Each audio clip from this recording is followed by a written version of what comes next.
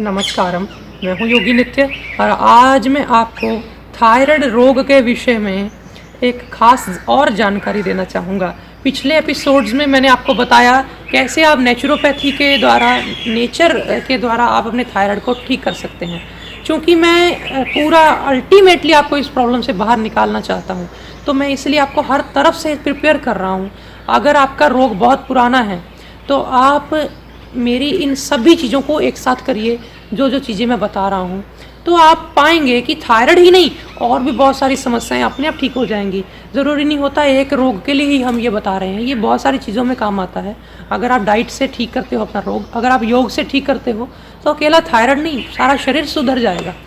तो मैंने पिछले एपिसोड्स में बताया नेचुरोपैथी के बारे में, नेचुरोपैथी का क्या रोल है थायराइड को ठीक करने में, फिर योग के बारे में बताया, फिर मैंने आहार के कुछ टिप्स दिए।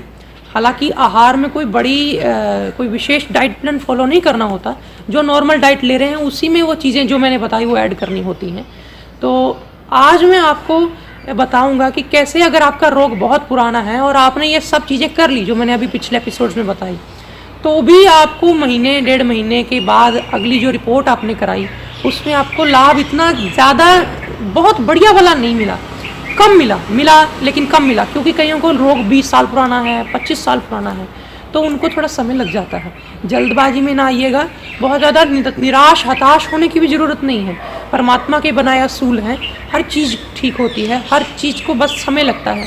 तो आप इसको सही समझ, सही जानकारी, सही ढंग से अगर करते हैं तो बिल्कुल लाभ मिलेगा। आज मैं आपको जिस विषय के बारे में बताऊँगा बहुत ज़रूरी है। अगर रोग पुराना है तो, अगर रोग नहीं ठीक हो रहा है तो 1 महीना डेढ़ महीना मेरे सारी चीज़ें आपने कर ली, फिर भी आपको कहीं कसर रह जाए, तो आप आयुर्वेद की मदद लीजिए।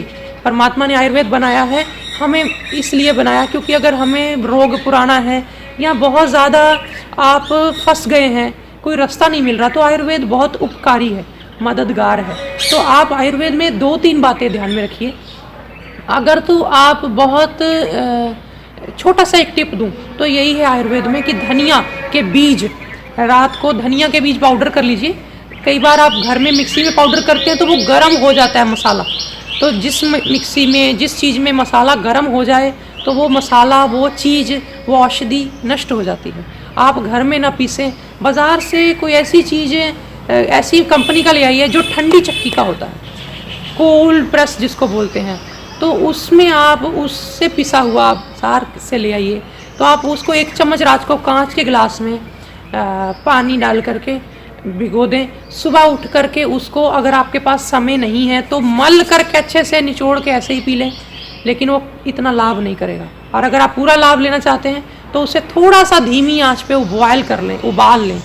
जब वो आधा रह जाए तो उसे ढक करके रख दें। जब हल्का ठंडा हो जाए तो छान करके वो सुबह सुबह खाली पेट आप पहली चीज़ उसको ले लीजिए।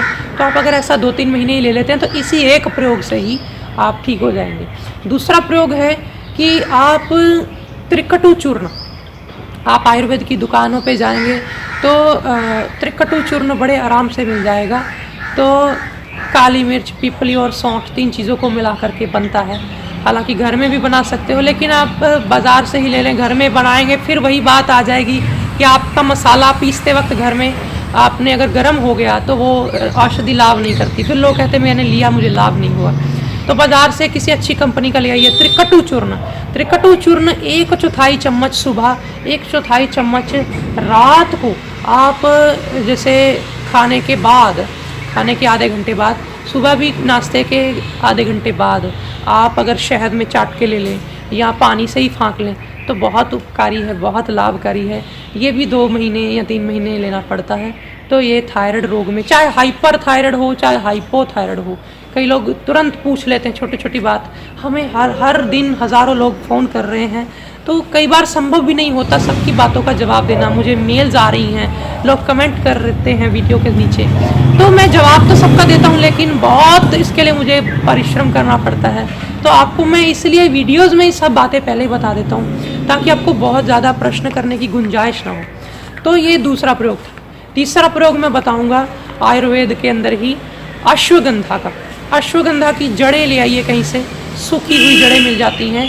आप पंसारियों के पास जाएंगे तो अश्वगंधा की जड़, पत्ते नहीं लाने हैं, अकेली जड़ अश्वगंधा, इसकी जड़ ले आइए। तो आप इसकी जड़ को 100 ग्राम की मात्रा में ले लीजिए। 2 लीटर 2.5 लीटर पानी को उबालिए। 2.5 लीटर पानी आप उबलने रखिए और उबलते उबलते जब वो 2 लीटर रह जाए 2.5 का, तो खौलते हुए पानी में आप उस पानी को स्टील के बर्तन में बॉयल करिएगा या पीतल के बर्तन में बॉयल करिएगा। एल्युमिनियम के बर्तन में नहीं बॉयल करना है, या मिट्टी के बर्तन में बॉयल कर सकते हैं।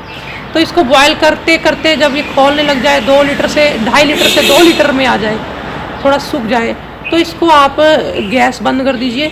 और वो जो अश्वगंधा की सूखी जड़ें आप साबुत लेकर के आए हैं, पिसी हुई नहीं लानी है, साबुत लेकर के आनी है, उसको छोटा छोटा काट लीजिए, तोड़ लीजिए, छोटा छोटा कर लीजिए, जैसे चने का दाना होता है इतना छोटा छोटा, या इतना छोटा कि जैसे आप टमाटर को काटें और उसके 10-20 टुकड़े करें तो छोटे छोटे टुकड़े हो जाते हैं। एक कंचे जितना टुकड़ा, इतने इतने छोटे छोटे टुकड़े काट के सारा 100 ग्राम अश्वगंधा या 125 ग्राम अश्वगंधा उसमें डाल दें। तो उसको डाल के ढक दें। ढकने के बाद फिर जब ठंडा हो जाए तो आप उसको किसी कांच के मर्तबान में या किसी चीनी मिट्टी के बर्तन में डाल के रख दें। तो आप उसको डेली 50 ml इतना सुबह शाम ले लें। उसको लेने से पहले थोड़ा गर्म भी कर सकते हैं, जितनी मात्रा में लेना है उसको निकाला, थोड़ा गर्म किया, पी लिया। बिना गर्म किए भी पी सकते हैं। और इसको फ्रिज में रखिएगा, नहीं तो ये ख़राब हो जाएगा। इसको आप जितने दिन चलेगा, ये हफ्ता भर 10 दिन भर चलेगा। तो आप इसको डेली अगर लेते हैं, 2 लीटर की मात्रा में हैं, तो ये समझ लीजिए 50 ml सुबह शाम लिया तो ये 15 दिन चल जाएगा। तो आप इसको कभी भी ले सकते हैं, खाने के आधे घंटे बाद भी ले सकते हैं, खाने के आधे घंटे पहले भी ले सकते हैं। तो ये भी बहुत उपकारी है आपके थायराइड को ठीक करने के लिए, थायराइड की समस्या के लिए। ये तीनों प्रयोग जो मैंने बताए, तीनों में से कोई एक करना है। और अगर आप मुझे पूछें कि मैं कौन सा करूं, तो मैं ऐसा आपको सुजेस्ट करना चाहूँगा, अगर तो आपका हाइपर थायराइड है यानी ज़्यादा बढ़ गया है, तो आप धनिया वाला प्रयोग ज़्यादा अच्छा रहेगा आपके लिए। और अगर आपको हाइपोथायराइड नहीं, हाइपर थायराइड यानी बढ़ा हुआ है तो धनिया का करिए। लेकिन अगर थायराइड घट गया है, हाइपोथायराइड जिसको बोलते हैं, तो फिर आप त्रिकटु वाला करिए। दोनों में से एक कर लीजिए। लेकिन जो अश्वगंधा वाला है, ये आप दोनों के साथ भी कर सकते हैं। यानी अगर आप धनिया वाला प्रयोग कर रहे हैं तो भी अश्वगंधा वाला साथ में कर लीजिए, और त्रिकटु वाला प्रयोग कर रहे हैं जो कि थायराइड जब कम हो जाता है उसमें काम आता है, तो उसमें भी अश्वगंधा वाला ये प्रयोग कर सकते हैं। ये आयुर्वेद के नुस्खे आपको 3 महीने तक करने हैं, तो आपको बहुत ही लाभ मिलने वाला है इनसे।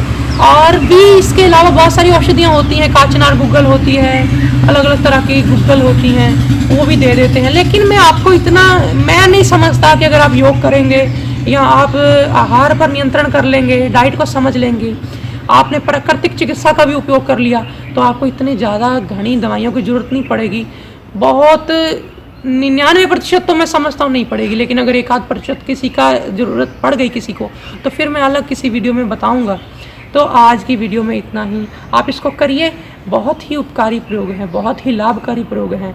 आपकी कोई भी क्वेरी हो, कोई समस्या हो, तो आप नीचे कमेंट बॉक्स में लिख सकते हैं।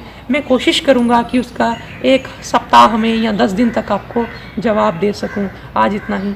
नमस्कार।